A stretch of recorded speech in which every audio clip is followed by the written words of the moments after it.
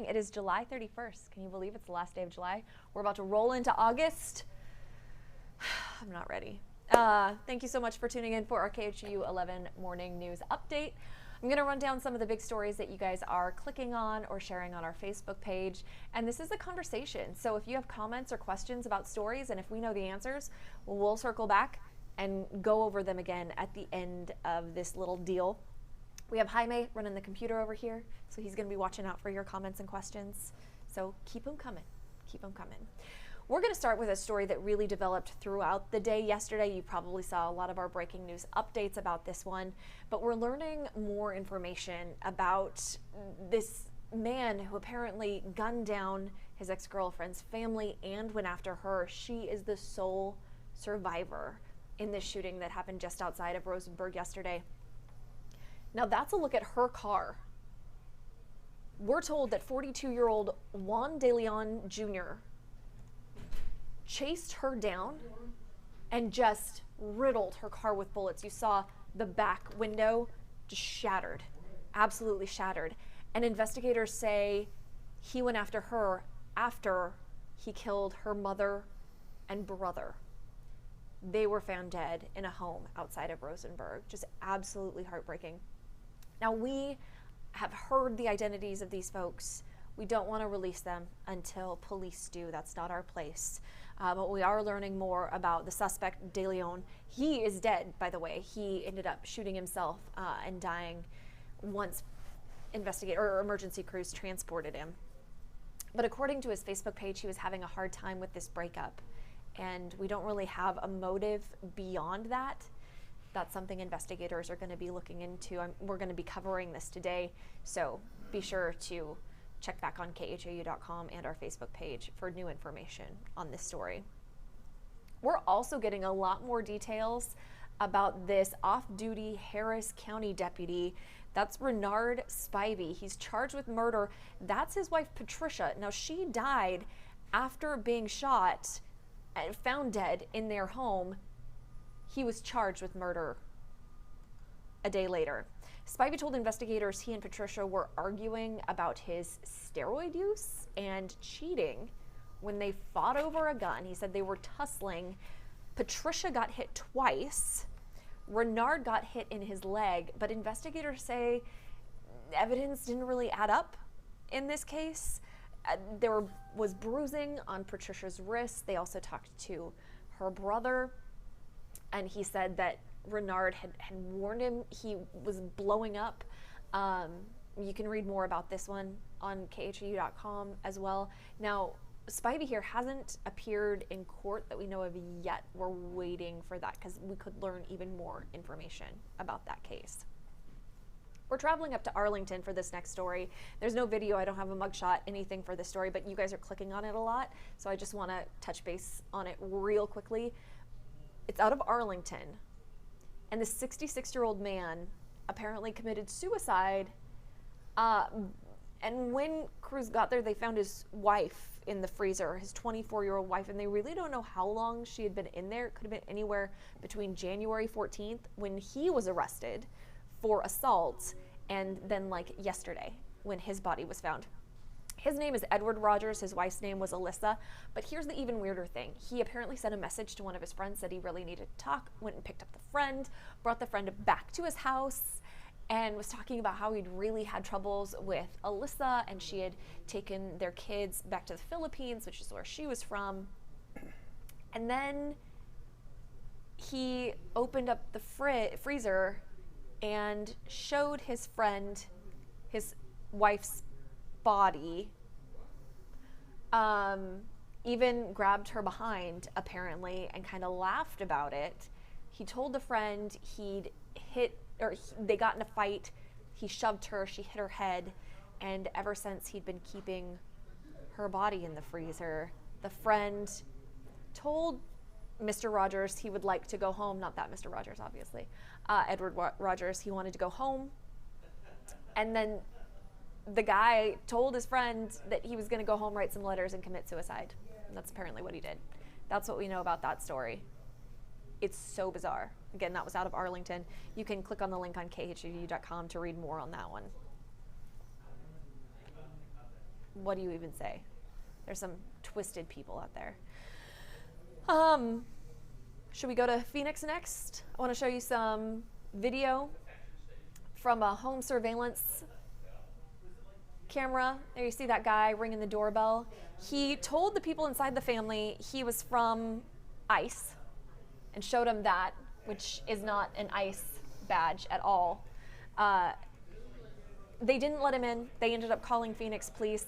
Police couldn't charge the guy with a crime, but ICE itself warns that there is a lot of impersonation out there. It happens pretty frequently. If someone claims they're from law enforcement and asks for, money, something like that to help with legal issues, it is a scam. And this is very similar to what happened in Pearland a couple weeks ago that we shared with you. So on khou.com, we have a link and also a form you can fill out if something like this happens to you, also a number you can call to report it, hopefully to discourage these guys from doing stuff like this. Also a warning to discourage you from relieving yourself in on store shelves.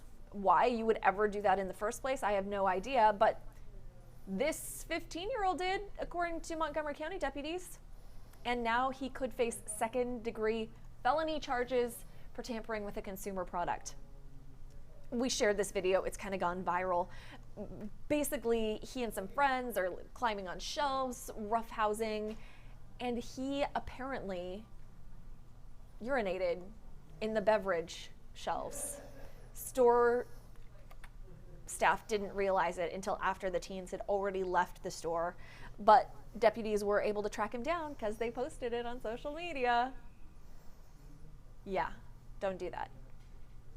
A felony. This 15-year-old kid is gonna face a felony for just, again, what do you say?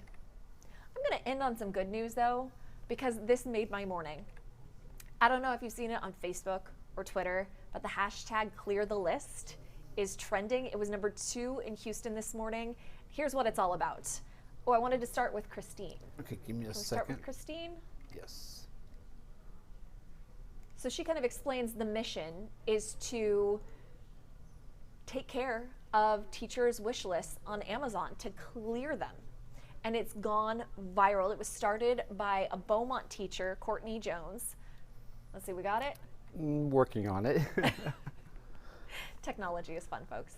But it's gained so much steam. So it started as a Facebook group. She started about 3 weeks ago.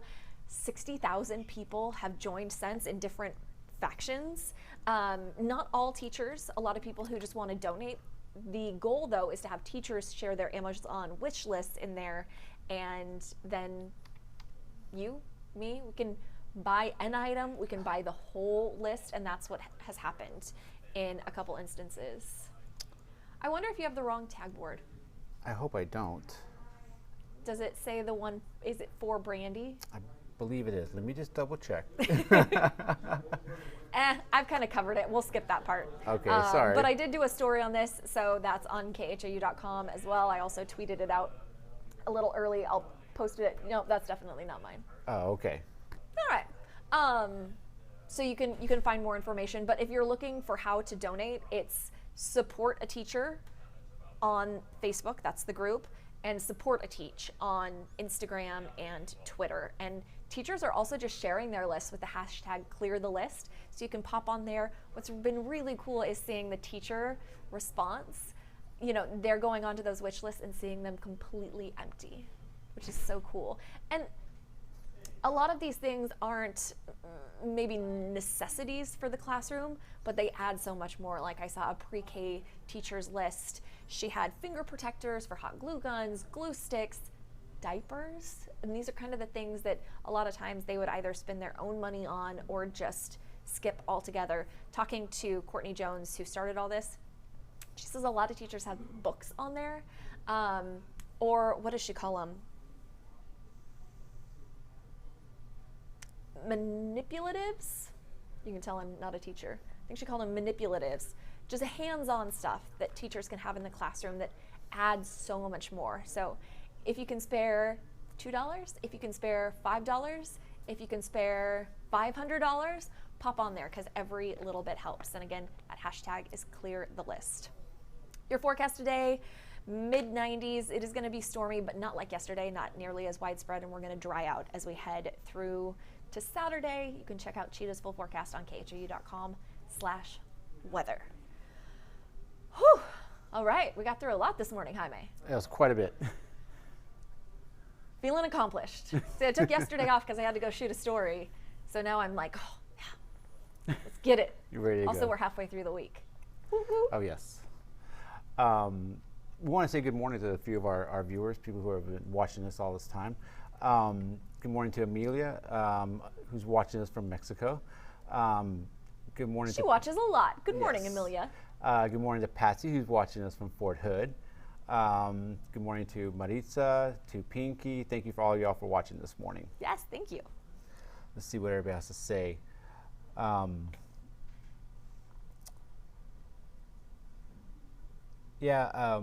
people are kind of sad, how crazy, some of the stories we covered this morning, especially the deadly shooting in Rosenberg, and the story out of Arlington. Kim's like, what is wrong with people today? It's a good question, and I don't have a solid answer. I don't know if we're just hearing about these stories more because they're being shared a lot more on Facebook, because no doubt weird things like this happened before. I mean, shoot, we were talking the other day about the icebox murder, right? The local couple that was killed, cut up into little pieces, and put in their own fridge. I mean, they called it an icebox back then because it was 1965. But and they think the son did it, but he was never charged. Investigators basically said he got away with it. So we know crazy stuff like that has been happening for decades, but I feel like we just hear about it so much more. On a good note, we are hearing a lot people comment about the Clear the List campaign. Yes. And Linda actually posted a link to her list for her class this year. Thank you for sharing that. Robin's like, this is great because teachers spend a ton of their own money, which my wife used to be a teacher; she's now a librarian, you spend so much more money every year. Courtney Jones, who started this, she said she's a fourth grade teacher, or third and fourth grade teacher in the Beaumont area, and she said she spent about $200 of her own money, but she said in talking to these other teachers, some of them are dropping closer to $2,000 to outfit their classroom with everything they think their kids will want or need, which is crazy because we all know teachers don't make enough. A lot of them have student loans as well, we all do, but these people are responsible for helping form our little humans. There is a lot of responsibility there. So anything we can do to help, I think, is beneficial. And we got quite a few people watching, from all over. Yay! There's watching from Alabama. Let's see where else. We have just people watching from everywhere. Thank you for joining us this morning. If you missed some of the stories we covered at the top, whether it's the update on the Rosenberg shooting or the update on the off-duty deputy who's being charged with his wife's murder, we do have links in the caption that you can click on that will give you more details on those stories and the latest news. And once we wrap up here, it will go back. You can watch the video from start to finish and catch up on those early stories. Yes. I do want to put out a call, though, because Clear the List reminded me, and then there's a story out of Washington where a farmer is dealing with cancer, and a bunch of his neighbors stepped up to help harvest his crops, which I just thought was so cool. Oh, that is but an awesome I want story. to encourage everyone to go out and just do a random act of kindness today, whether that means buying the coffee for the car behind you in the Starbucks line or giving someone a compliment. It can be so tiny and it doesn't have to cost any money, but it's just a reminder that that little bit of kindness goes so far and it gets paid forward. It makes a big difference. It really does. And it kind of reminds people that there are good people. I know we hear all the stories about these sort of crazy things that happen, but it reminds everybody that there are good people out there. Lots of good people. Yes. Thank you so much for tuning in, you guys. We'll do another update at 2:15 this afternoon. Otherwise, have a wonderful day, and I will see you on the 1st of August. Crazy. you.